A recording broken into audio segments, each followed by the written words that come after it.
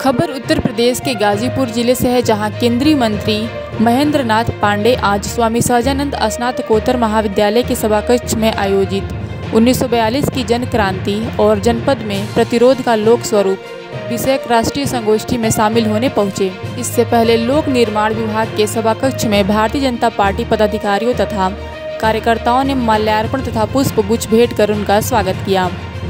गाजीपुर पहुंचे केंद्रीय मंत्री महेंद्र नाथ पांडे ने मीडिया के सवालों का जवाब देते हुए इंडिया गठबंधन पर बयान दिया। उन्होंने कहा कि चर्चा यही है कि इंडिया गठबंधन बिखर रहा है।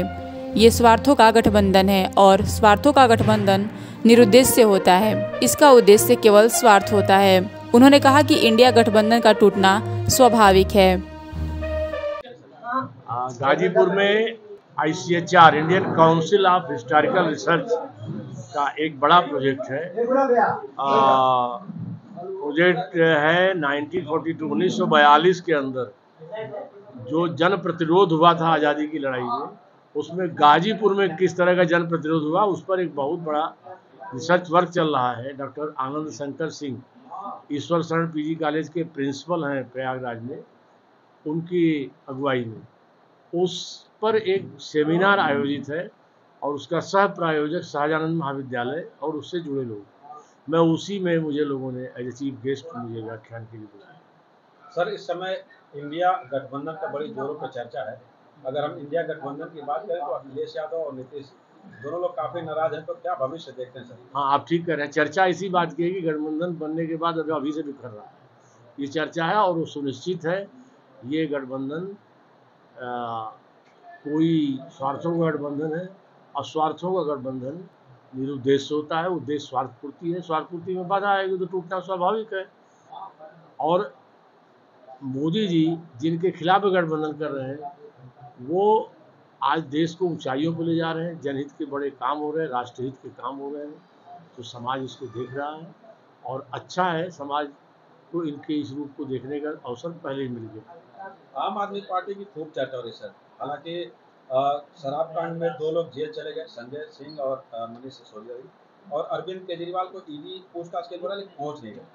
सर, क्या लगता है? भारत की राजनीति का ये बहुत दुर्भाग्यपूर्ण क्षण है कि भ्रष्टाचार के खिलाफ एक अच्छे समाज सेवी की अगुवाई में चले आंदोलन को अपने स्वार्थों में नष्ट करने वाले लोगों ने इतना जल्दी इनका यह नग्न रूप, भ्रष्टाचारी रूप उजागर हो जाएगा, इसकी कल्पना देशवासियों ने नहीं की थी। देश सही दिशा में चल रहा है और ये लोग जो है आकंठ भ्रष्टाचार में डूबे हैं। परत दर परत भ्रष्टाचार खुल रहा है। हम नहीं कर रहे हैं।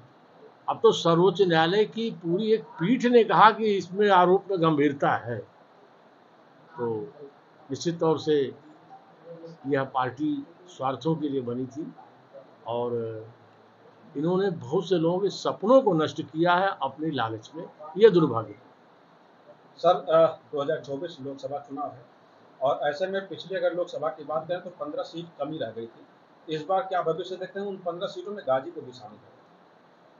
गाजीपुर की जनता दिन प्रतिदिन पिछले दिनों श्री मनोज सिन्हा जी के, मोदी जी की अगुवाई में विकासपरक कार्यों को याद कर रही है और वो देख रही है कि कैसे हम लोगों ने, जिन लोगों ने भी ऐसी थोड़ी भूल की, कुछ प्रतिशत की कमी रह गई, वो याद कर रहे हैं कि हम लोगों ने एक ऐसे को चुना जो केवल अपने तक सीमित रहा और अपने स्वार्थों तक रहा। दुर्भाग्य से आज वो सदस्य भी नहीं रहा क्योंकि उसके कृत्य ऐसे थे। उस परिस्थिति में गाजीपुर इस बार प्रबल जनमत से भाजपा जीतेगी, ये आपको मैं भरोसा देता। सर, उम्मीद जताई जा रही है कि कौन प्रत्याशी हुआ, क्या लगता है? ये पार्टी नेतृत्व निर्णय करेगा। ये सब हम आप सबको शुभकामना देते हैं। ईडी के एक अधिकारी को भी 15 लाख रिश्वत देकर गिरफ्तार किया गया, ये क्या कहेंगे?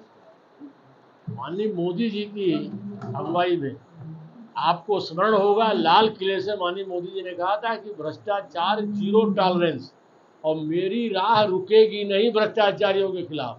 और वो राह चल रही है, चाहे अधिकारी हो, चाहे राजनेता हो, चाहे कोई भी। Thank you sir.